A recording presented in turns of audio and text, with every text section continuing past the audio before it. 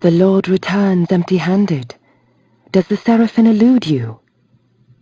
Very well, go east of Malak's bastion. The Oracle shall give you aid.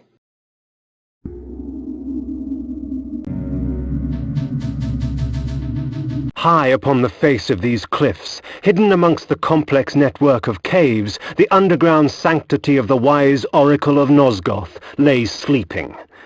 Perhaps it was time to brave the winds and seek out this oracle from the vantage point of the heavens.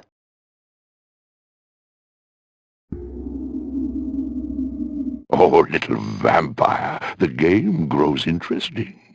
But with so many pawns, can you find the true player?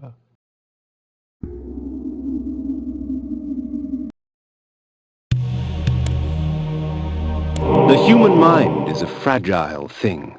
One minor shock properly timed can render them catatonic and ripe for feeding.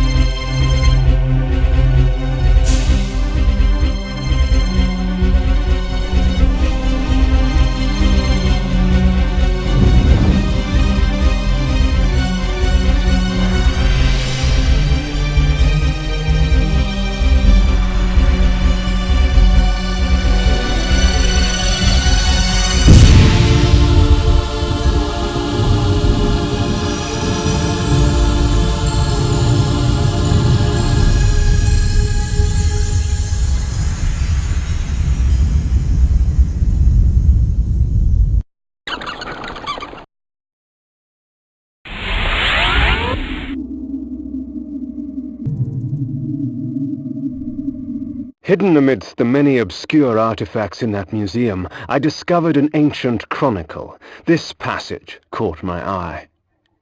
It was during these dark times, infested with the plague of the undead, that the Circle brought the Seraphim to existence. Trained to be devoutly loyal to the Circle and the perfect exterminators of the undead scourge, they were led to many victories by the righteous Paladin, Malak, protector of the Pillar of Conflict. They cleansed the vampires with fire and released their souls to more blessed realms. There is no wrath as terrible as that of the righteous. I'd read enough. At once, disgusted and intrigued, I placed the book back down in that museum. A guillotine, its blade still wet with blood. The shield was newly crafted. Its metal shone brightly in the firelight. The crest I did not recognize. I recognized this crest from my youth. 'Tis the sigil of the mighty lion of Willendorf, blood-stained and rusted upon this battered shield.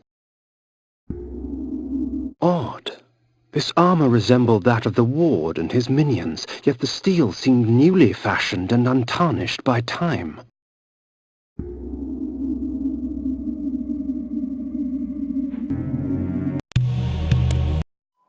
A nobleman, seeking wisdom. Death has taught you well. Enough philosophy, I seek answers. Answers indeed. I have them all if you have the questions. And what are the questions for these answers? King Atmar, the only hope to defeat the legions of the Nemesis. King Atmar, paralyzed by his princess's malaise. King Atmar, the useless. Pray, good sir, what are the questions? A pox upon your tricks and babble, old man. Answer me this. Who is Malak, and how can I defeat him? All in time, Sirrah. Yes, time. Unless you master it, it will master you. And now it's time for your answer. Malak, defender of the Nine, and last of the Seraphim sorcerer priests. His vanity led to the slaughter of the Circle at the hands of the vampire Vorador. For his failing, his spirit was fused to a hellish set of magical armor. He has allowed no member of the Circle to fall since. What of this Vorador? Follow the glow of the Ignis Fatuus to the Termagant Forest. Ignis Fatuus? The Ignis Fatuus lights the path to hell, nobleman. Your path. Time, Kain? Next time.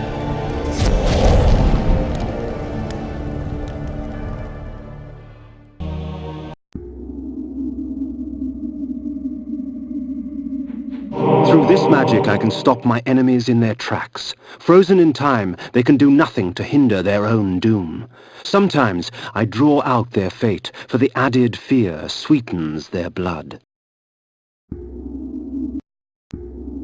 When in mist form, I am invulnerable to physical weapons, blade and claw. I can seep through locked doors and cracks and move swiftly like a shadow fleeing light.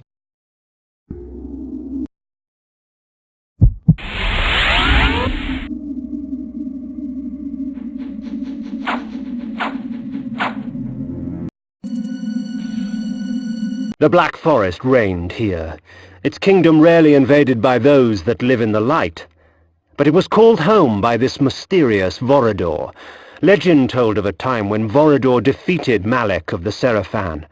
If such a man did exist, then he could perhaps be the key to defeating the Ward.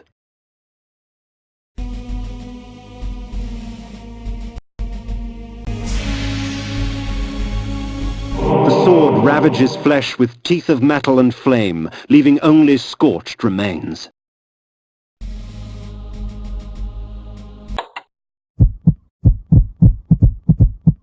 Flame sword.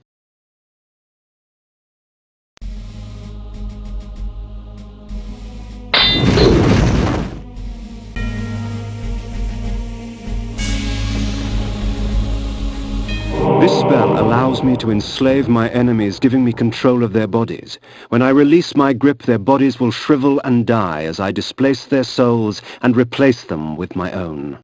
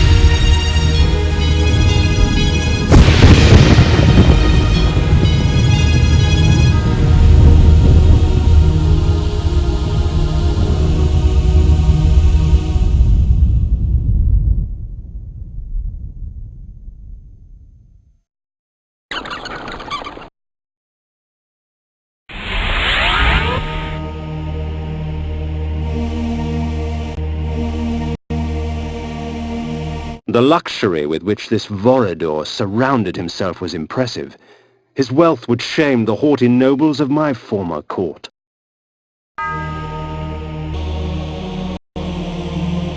That this vulgar display of fortune remained undisturbed was a testament of fear's dominion over greed.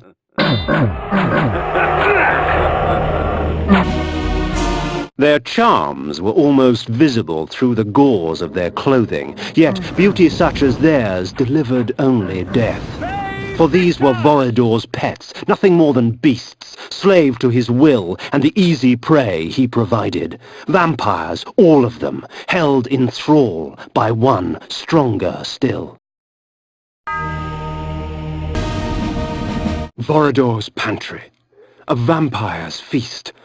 Like cattle awaiting slaughter, men and women dangled from the rusted hooks upon the dungeon walls. Blood and viscera frosted the dirt and stone. The abundance nearly overwhelmed me, for blood is the life. Oh, to bathe in the blood of others. This spell is especially useful in the face of multiple combatants. Beware those with tainted blood.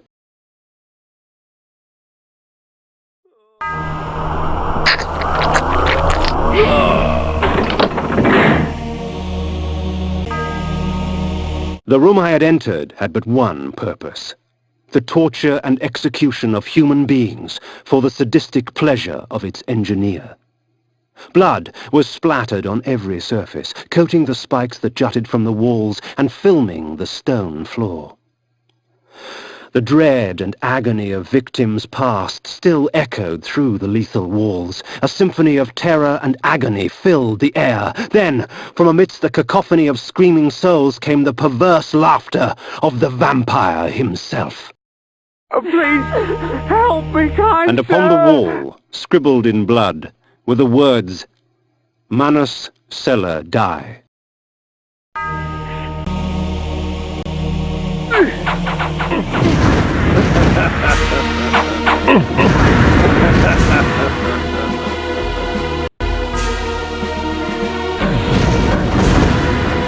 Amongst Vorador's possessions, I found an ancient chronicle.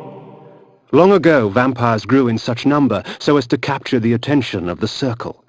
The Order of the Sarafan, or the Angels of Light as they were called, was instated to counter the menace. Thus, the Vampire Purge began. The tapestries wove a tale of chaos ignited, an orgy of fire and pain. Undead beings with rotted skins caked with sulphur and ash beckoned at me through a burning abyss.